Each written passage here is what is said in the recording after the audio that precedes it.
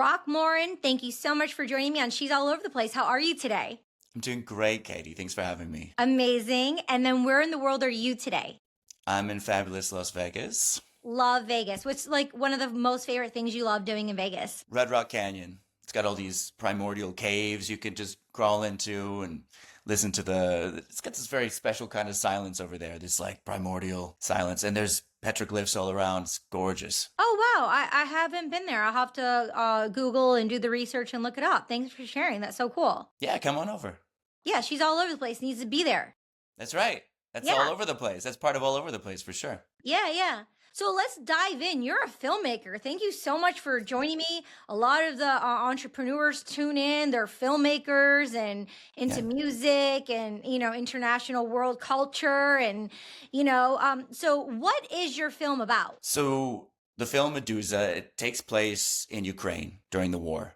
And then it connects to other stories around the world. And then what does MEDUZA mean? It means jellyfish in Ukrainian, and it also is the mythological figure as well.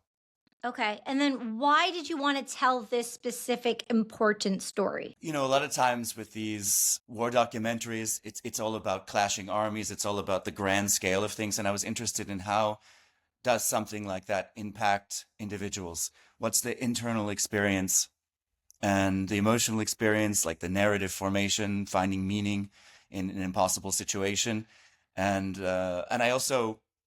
I've been talking with a lot of artists over there, a lot of artists, poets, musicians, people with unique expressive abilities. And so to see it through those perspectives, it's a new way, I think, to experience it and understand it. Yeah, very innovative. And you're so young. I mean, I was talking to you before we jumped on that painting behind you. You made that. So you're an artist yourself. Yeah. Got to decorate the house somehow, and Yeah. it's also it really relieves stress, you know. Oh yeah, definitely. And it's a great way to connect with humans and tell stories. And why was it so important for you to share this story?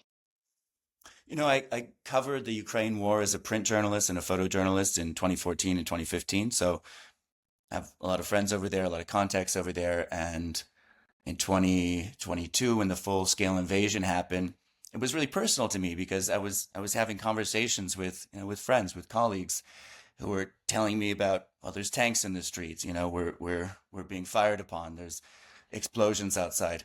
And so it felt like the most important place to be in the world at that time. And so I just got on a plane. I flew to Poland, crossed the border, hitchhiked to Lviv. There was no transportation running at that time, like public transportation. And I just decided to see what was there, you know? And when you decided to see what was there, did you take a team with you, a film crew, and how long did you have to shoot the whole entire film? Yeah. Well, luckily I work independently, so I really get to set those terms myself. At the time, I was with my producer, my collaborator, Leïla Wolf, who passed away a year ago, which is very devastating for that. But she was with me through all those trips, and it ended up to be about 2.5 years that we filmed for, just going back again and again and again, seeing the same people over time, and yeah, having these extraordinary experiences. And speaking of my condolences, um, how was having her not only producing but in your film? Like, how did that make an impact for the story? How was that for you?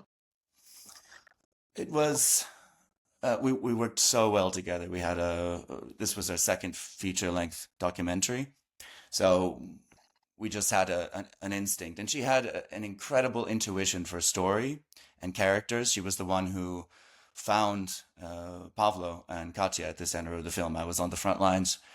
Her press credentials didn't come through in time, so she had to stay behind in Odessa while I was there, and she ended up wandering around the city.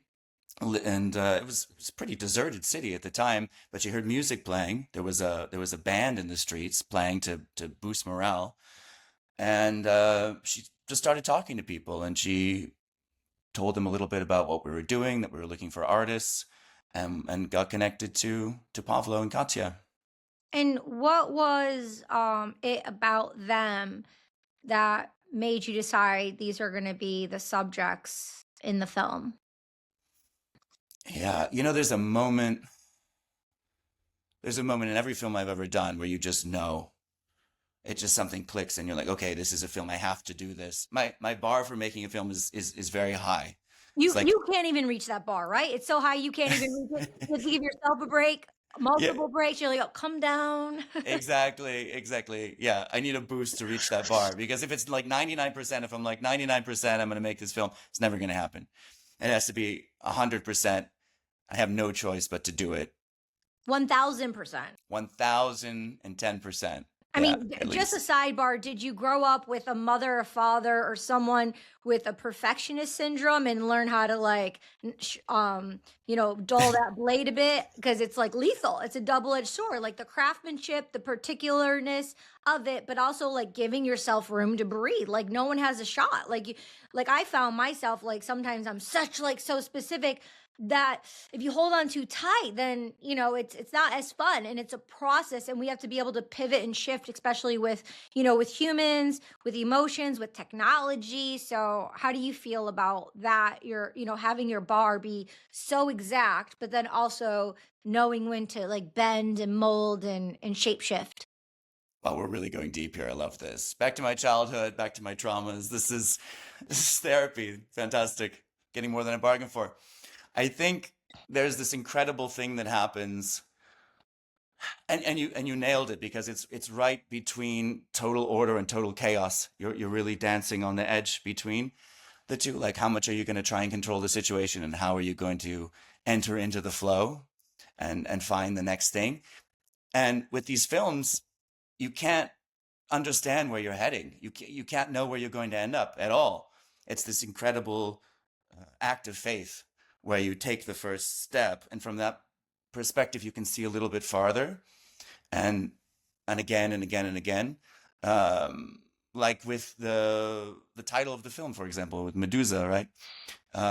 It started out as being Pavlo's description of what he sees when he looks through his sniper scope. You know, he talked about jellyfish washed up on the beach, neither life nor death. Like when you're looking at these things, you understand that there's some form of existence there, but you can't really connect to it. So that was his concept for the objectification that he needs to participate in order to do his job in the war, right? And then there's a jellyfish museum in the center of the city where there's a uh, this incredible mystic who's taking care of the jellyfish in the war, keeping them alive, and believes that the jellyfish have a magical power to cleanse the country of trauma. That the trauma passes through the water and the jellyfish cleanse it. And then I went to Japan where this Zen Buddhist DNA researcher is looking into the immortal jellyfish to try and find the key to immortality, right?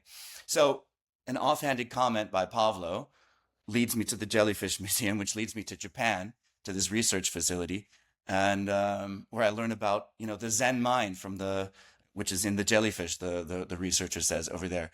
So it's just you can't understand where you're going to end up, and I love that about the process. Mhm. Definitely, yeah. I love that. Thank you. Well said. It springs me to I was at my friend's house and it's like the Chinese horoscopes and like we're going into the year of the horse and like talks about the monkey and the snake and I didn't remember seeing a jellyfish, but I'm gonna circle back around and see if there's anything in the Chinese horoscopes about jellyfish there. I'm Greek, so I grew up with, Greek mythology and saints and goddesses and, all those fantasy world. So it's very intriguing. And, being an artist yourself and a painter, I see how you can connect on a like a rudimentary level with, the artists in Ukraine. So shifting into how did you keep safe in being so close to the front lines in a war zone?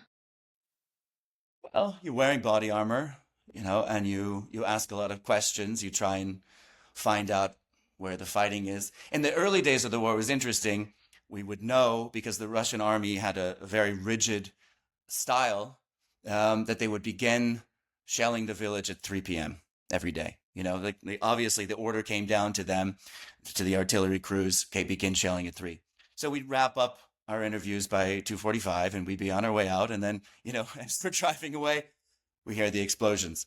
they changed their fighting style a little bit later, and so we had to be a little more sensitive to what was happening. But you can't. You have to kind of surrender to the fact that you can't really ensure your safety. You can do your best.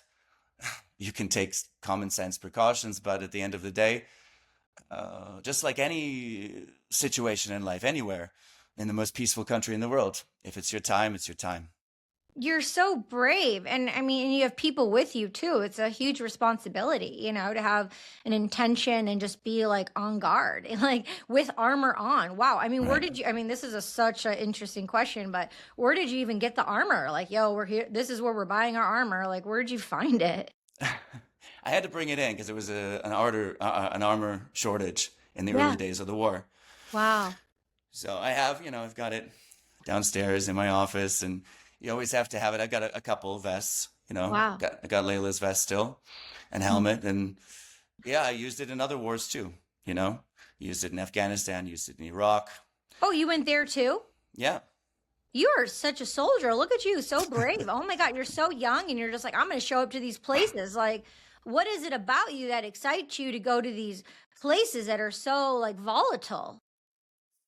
Yeah, it's a good question. At first, I was interested in just having a full understanding of the human experience, of which war is a part that we don't, in the West, uh, up until recently, it wasn't such a feature of life. But I wanted to see everything, and I went there, and I saw soon enough, what war is. But what was really interesting and what kept me going back is the way that it reveals the truth about people so instantaneously. It brings out the absolute best and the absolute worst in people. And it just burns away everything that doesn't matter. What you're left with is the essentials. And in a lot of cases, like in this film, there's a mystical core that you're exposed to. The people there have this contact. In the early days, I mean, everyone seemed like they were just on fire with it, with this pure vitality of life. And so the war creates that, brings that out in people. Wow. And then how many times did you go to Ukraine? Since the full-scale invasion, it was 6 or 7 times, and before that, reporting, it was many more times. And I was in Ukraine before that in the years of peace as well. So what did you shoot on? It was a cannon. I always loved shooting with cannons. I've done it my whole life. I started young. It was a Canon R5C and R5. Leïla had the R5. I had the R5C. So you used two cameras. 2 cameras. And then how was it with the lighting? Well, one of the nice things about being a documentary filmmaker is whatever happens in front of the camera is honest, right? Right. It's great. So We love you it. can't go wrong. We love it. That's exactly what we so artistic. I love it. Yeah. Yeah. Right. I can't hear you properly. I can't see your face. It's poetry. Yeah. Oh, I love that. I love that. Yeah. I love also speaking of poetry, I love I'm a filmmaker as well and I speak Greek and I do voiceovers, right? So it's like if I have something I want to shoot and then edit it together, well, I can tell the story through voiceover narration, but also I love the intricacies, like a film that I'm doing soon. This guy's from Serbia, so it's like it was making me think like Honora, how they like spoke Russian. So like in your film, you have multi languages involved, and I didn't know, so I had to like put on the subtitles. I'm like, what is going on? I'm like, I didn't and I had to hit the subtitles things for it to come on, and it did, thank God. But at first, I was just like, how am I gonna watch this film? And yeah, so I think that adds like another poetry layer, language as a creative form as a filmmaker to have multiple languages. So like ideas from you of how your process, your theology was to implement international language in your film. Yeah. I love that you're a polyglot. That makes it so interesting. Leïla was a polyglot. She spoke 5 languages and she was learning Ukrainian. And so, yeah, you really think differently in other languages too. You're really able to express. And there's a lot of politics around language there because there's a lot of dual Russian and Ukrainian speakers. And now, speaking Russian is in poor taste, in much of the country over there. And that's a lot of people's mother tongues, right? So to be alienated from your mother tongue because of the politics, and to find your other your mother tongue in Ukrainian and sort of learn that, but maybe you're not quite as well versed, but you people give that up for the sense of unity, for the sense of country Safe- patriotism. Safety. Safety, yeah, exactly. Yeah, yeah. If you speak Russian over there, people will give you a lecture, at the very least, Yeah. right?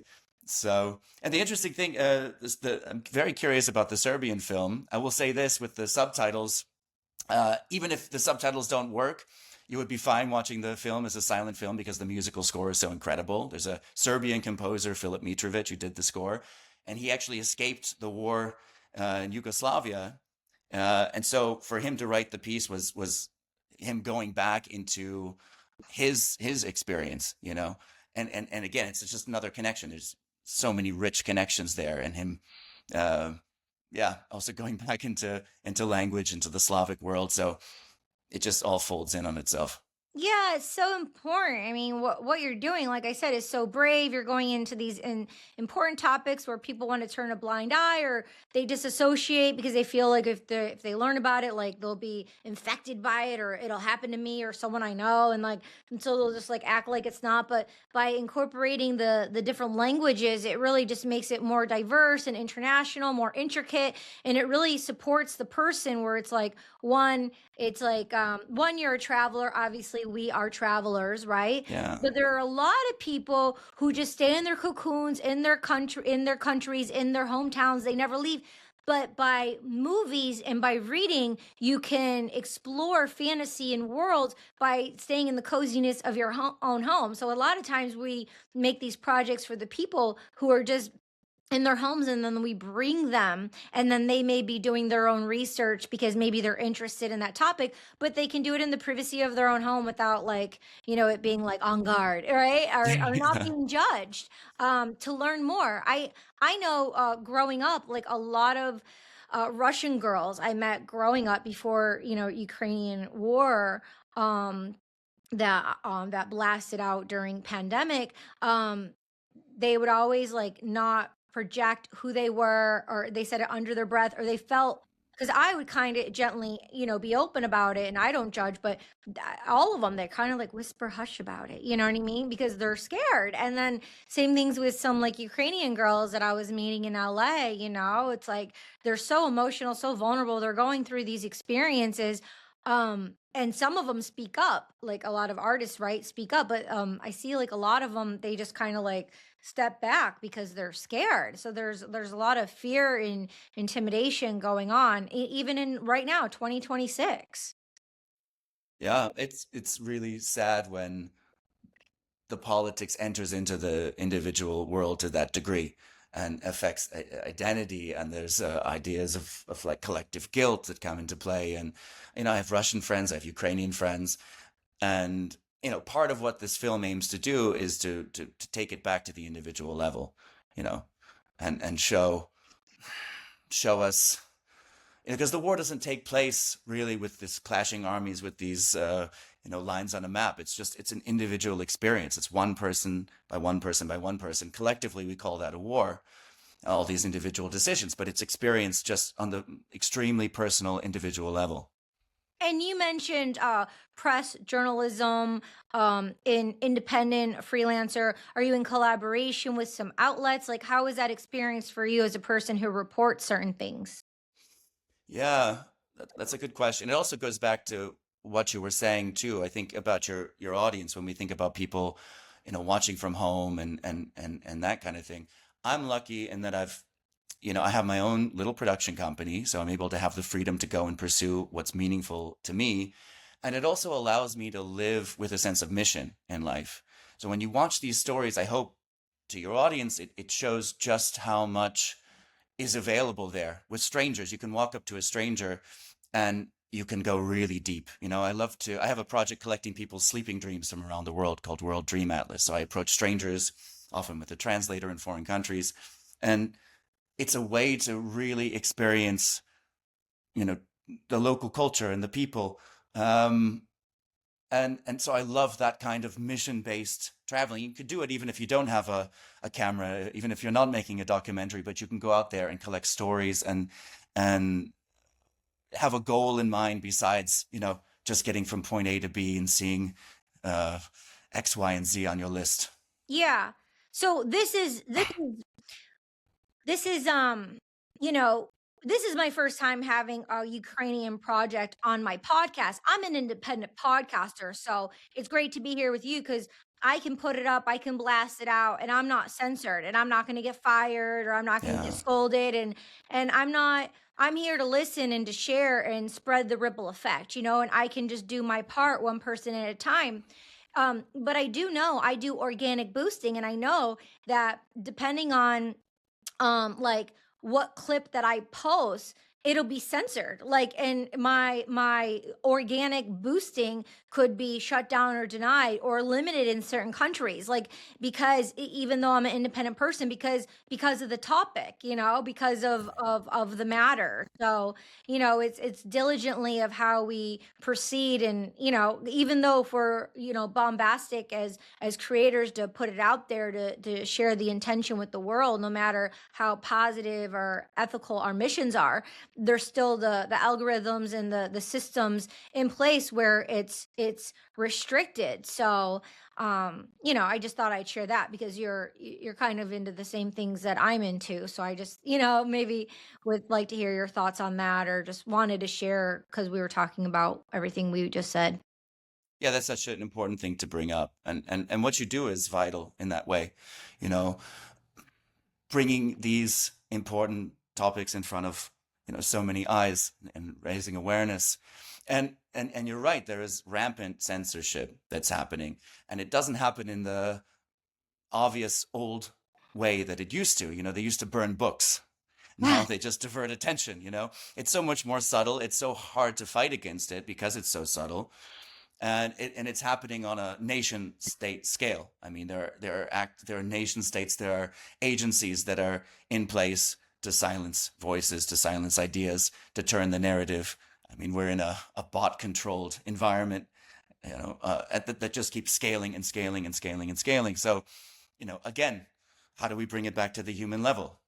I think one of the ways we do it is by having one-on-one connections. It's just deep, meaningful, personal, which is why travel is so important, which is why, what you're promoting is so important.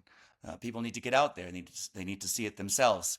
And we can't even trust our own eyes anymore with the content, that we're being pushed with AI generated content and, a lot of media manipulation. But if you've been there, if you meet the people, nobody can take that away from you. Yeah. And then you can go forward with a great sense of um, I don't want to say authority, but you know, you can be solid in yourself. Yeah, there's a lot of peace and clarity because it's an authentic, like, energetic core connection that is baseline. That it's when you sow the seed, no one can take that away. When it's one on one, like, you sow a seed, it could. And then every 3 months you can do a rake, and like which ones are duds, and then like keep nourishing your garden and tend it to the garden. But one person at a time. And wow, okay, this is amazing. Yeah, yeah, Yeah. very cool, very cool. So just like honing it in here, what's next for you as a filmmaker?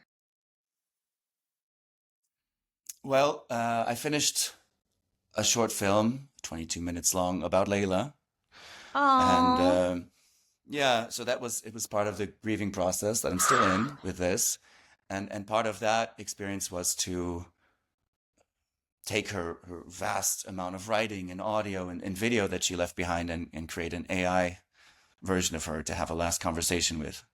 So that was one of those things that I knew I had to do it, and I couldn't get out of it. It was painful to do it, painful to wade into that, but it was very, very clear for me. And now I'm in the unique position in my life because I've always known what's next, like with a great amount of clarity and consistency, but I don't know exactly. I don't know. I'm waiting for that lightning bolt to happen. It's never well, failed me before, but yeah. Well, I think we need to create a short together. Like, we need to like create something that'd be super cool. That'd be amazing. love that. Yeah. Um, think that could happen. New York City, let's go. Oh yeah. I'm a Yeah. New Yorker too Oh, word. for 13 years, yeah. Oh, where? Where in the city? Well, I started out in Soho and then I was in Hell's Kitchen, I was in Chelsea, I was in Bushwick for a while, I ended up in Williamsburg. You know, I did the tour, did the grand tour. That's where well, East Village is super fly. Oh, I It's love the super East Village. swaggy. Super swaggy. And then were you in Layla's film? You said it was AI. She was AI, but were you in it too, behind the camera? Yeah, yeah. Well, it was totally focused on her, but I'm the voice of narration. That's Are you so you're the voice? hmm Are you physically on camera too, or not just the voice, but you don't see me. You see me in a flash. You see me in okay. a flash there. I wanted the focus to be totally on her, you Wow. know. It's so important. I mean, over the summer, I did a course on grief. It was virtual, it was for 8 weeks, and I learned so much from it. And there was this one book that I read that they turned me on to, and the first language was anticipatory grief. And it's like I've Mm, carried this for 2 decades, with a certain situation, and a lot of people hold on to this anticipatory grief, and it's so fearful, and it's just like always there. So the exploration of grief is such a important topic, because you can have grief without someone passing. It could be grieving a person, but it can also be grieving dismantling a past career, or the life that you thought you were going to lead, so it's yeah, it's I think that's going to be a really impactful film. And obviously you did it very cathartically, but also I think it'll make a big impact on many people. thank you. I'm really interested in, and I'd love to talk more about, grief with you sometime too, because it's something that our culture doesn't do so well. I think maybe they do it better in Greece, actually. Maybe they have, um, from what I understand, there's a professional class of mourners that yeah, that take that on, and it's more about being expressive. And here there's an idea that, well, we have to carry on in a way. But grief is happening all the time. There's so much, I mean, change is just at the heart of the human experience. And I don't think that there's enough emphasis on those transitions. Well, yeah, I mean, um, not last December and this January, but the year before, I was in Thailand for 2 months, and so the holidays, everything slowed down, and then I came back right before the Grammys, and like after 2 weeks, all of a sudden, like all these travelers, Europeans, like all these travelers are in Thailand. They're like living their lives, like traveling, like doing amazing. And you just see like you just feel energetically in the world and on social media, like people are just back in the pattern, back in the routine, back in the rat race in America. And it's like and they're just going so fast that there's no time to process, and it's like you get just enough time out to kind of chill and relax. But when you're about to take off that first layer to actually go to the grief, and actually, it takes time to face that. So it's a process. But people in America, I feel like they just, it's just super fast, like you were saying. But I feel like this could be a whole separate podcast that we could definitely, talk more about, and then decide if we want to actually, have a conversation, which I'm open to it, and I Yeah. would love to. We could just talk about it, and then, feature your upcoming project too. It's such an important topic. I just published one of recently on isolation, because finally I read Daring Greatly by Brene Brown. And it not only about, like, she's been a researcher on grief and blame and shame for over 10 years. That's what she does her research on. But there was something in the book that stuck out so big, which was psychological isolation. And then I turned to my friend Chat, and I did this whole thing. And it's like how you can be around all these people but still feel, and I'm an observer, so I'm like observing all these people, where it's like they're around people, but they're psychologically isolated. And that's like a whole another podcast. But I did want to actually just to like tee it up for people, to inspire them, to get them going, to know the word for it, because like I just learned that word. So it's like if people know that word, then they can do their own research. So if we come together and do something on the grief stories, maybe it'll hit some chords. It will hit some chords with the person tuning in, and then they can, go on their journey and feel supported in that way too. Yeah. And that also brings us back to Ukraine because it's a country that's grieving. And it's a country that, I mean, and this ripples through generations and ripples through communities, through all kinds of connections. When you have, the death of one person, there's hundreds of people that are affected, and it has to be dealt with. And that's something that you feel over there. And the isolation too is another part of it because you're living in a different reality, even in company, in that sort of situation. And to find a language to be able to communicate, I think is so important. Yeah. Do you work with the same sales agents and reps? Like, how do you? Because you're on a track as a filmmaker of showing up in these places. So, there's a specific niche for you as a filmmaker? Do you have the go-to people? Like, how's your approach of contacting the right people who will like listen, see, honor, and understand who you are, what you're doing, and the message you're sharing? Yeah, I'm a little bit bullheaded in the sense that I just go and do the thing and then I sort of figure it out later, And that's how I've set my life up to be, that I don't really think about, well, where is this going to go and how is it going to, play. I don't have an editor above me like I used to when I was a print journalist. And so, I go and I do the thing. And then I've been lucky that it's just, yeah, it's found a home. Every project I've done has found a home. And yeah, there are some people I go back to that sort of steer me in a direction, or that say, well, why don't you try this distribution company and I can make this introduction for you and so forth. And yeah, it's a life. It's going back to that idea of faith, you know. And I think the Yeah. most important thing is just to take the first step, and you don't have to know where you're going exactly, but just keep going. Yeah. So you mentioned Poland a few times. I have a great talented friend who is in Poland. He was here and then he just got married to one of my really good friends, but he's an amazing editor. So if you need an editor and you want to support him, he's from Poland, like I can connect you guys. Like Yeah. he's very cool. Um, and then lastly, you know, the last question was kind of geared towards, that we tune into the person listening, right? If you were telling, yourself 10 or 15, 20 years ago, someone who's maybe just getting started, who doesn't know everything that you're pivoting and shifting in 2026, what are some foundational implemental things that you've done since the beginning that are core, and what are some things that maybe you just do in 2026 that could really support the person moving forward? Yeah, I like that question. People ask me for advice. Filmmakers ask me for advice sometimes, And I always give this advice. I don't know how often it's actually taken, but people are always looking for permission in life. They're always looking for funding. They want someone to greenlight their project. They're waiting for, the universe to align for them to make it happen. And I always tell them that don't wait. Don't don't wait, just begin. I love that. I love Yeah. that. I love that. There was a project I did a few years ago, and it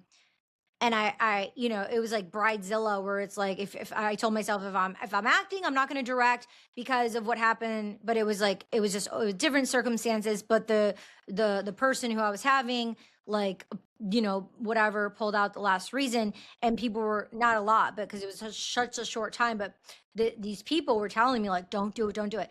And I'm like, F you. Don't tell me what to do. I'm just letting you know. I'm not asking you. I'm just letting you know. I went and did it. Anyway, so I went and did it. I went and did it. And then the other thing is, like, I did what you just said. Like, I have all these big visions and these dreams. And I'm like, I want all this money. And if I had all this money, I could do all these things. Yo, I know multi-billionaires. Like, they don't give you their money. You know what I mean? Like, it's not happening. Like, you know what I mean? Unless, like, you're into the family, you're sleeping with them, or you know what I mean? Like it's very rare that someone's just gonna be like, here you go, here, just take my money. People who have money, they keep their money for reasons. And this isn't blanketed everyone, but specifically, it really put me on the sidelines for a long time because I was waiting and waiting and waiting for money. But then when you pivot and shift from the excuses or the ideas that we have from the money, and you just show up and do it, we just make it happen and things fall into place, and you get going. So I really appreciate those words of wisdom. Jim Quick, he's amazing. He says you're a teacher or a student. When you're a student, you're learning, but when you teach, you get to learn twice. So it really like ups your own responsibility and vibes and games of when you're like teaching this information. Like it just reinforces it for oneself. So I'm really grateful for you, sharing that. Thank you so much. Yeah, I love that we see eye to eye on this because it's a big passion for me that people need to just put their energy into the thing and not dissipate it out into all these things that don't matter. Yeah, yeah, totally. Oh my God, you kind of look like a younger Leonardo DiCaprio. I just saw it. Did people tell you that? Like a younger him. Like, Only in Japan. Only in Japan. yeah, it's like, They say Titanicu. And- but you're the first one outside of that country, so thank you very much. And you remind me of a young Kate Winslet on that note. really? Yeah, I kind of see it. I think Oh, we might. wow. Wow. Yeah. Interesting. So I hope Okay. if you ever have that door and you're floating in the Atlantic, you'll let me you'll let me get on. Wow. Oh, I know. Oh, yeah, Yeah. 1000%. You are not freezing. I'm not leaving you out there. That's not happening. No, Thank you. Jeez. I mean, that's such a great movie. First time I've heard that.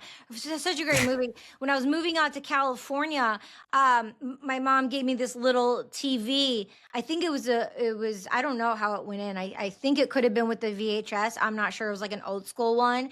And like my friend's driving the U-Haul, and that was the first time I saw Titanic. And like it came out before, but it's like I was waiting to see Titanic. So I'm like, I want to see it with someone special, the love of my life. And then but I ended up not seeing it. So I was watching it on the 44-hour U-Haul ride from Detroit to California. And that's what I just watched it by myself, like on that screen. That's the first time I saw Titanic, but it was quite heart-wrenching that she didn't let him on that ship, man. Yeah, I know. I think they should have tried a little bit harder. They could have worked it out. But, it probably makes for a better ending with because she'd have to go live in the slums with him, and she'd have to give up her life and she'd probably grow to resent him. And, the movie ended at the peak moment of romance. So Yeah. as a cinematic device, Hopeless romantic. yeah, exactly. Yeah. She gets to idealize him forever. Yeah. So thanks for sharing time with me. Wow. We definitely went over normal, but it's a vibe. Thank you so much for your time. I'll put it in the show notes, but just so people can hear, how can they check out your film? Where should they go to? The handles, the social medias, all that jazz that you want people to click into. Thank you. Yeah, it's coming out on February 20th on Amazon and Fandango and a variety of platforms. And there's an Instagram page, which I believe is MEDUZA Doc, MEDUZA with a Z instead of an S. And yeah, and I'm Roc Morin, as you mentioned, so it should be up on my website, rocmorin.com. Congratulations. Thank you so much for spending time with me. I'm excited to sprinkle your message out there on all the platforms and do all the things. Thank you so much. Thank you, Katie. It's been an absolute delight. Yay, definitely. And we'll see you next time on She's All Over the Place.